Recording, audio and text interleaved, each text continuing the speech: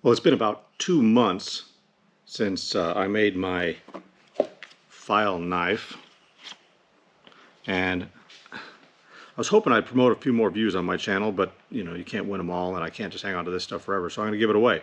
I only had 12 comments and 109 views on the video, so obviously it didn't achieve my goals, but I might still keep doing this anyways. But we are going to pick the winner for this, and if you haven't already, hit that like and subscribe, notification bell, so you'll see other videos. And please pay attention, the last guy L, that won this knife, never responded to me. So Guy L, if you're out there, you won this knife from last time, you need to get a hold of me, dirtyshopdiy@gmail.com.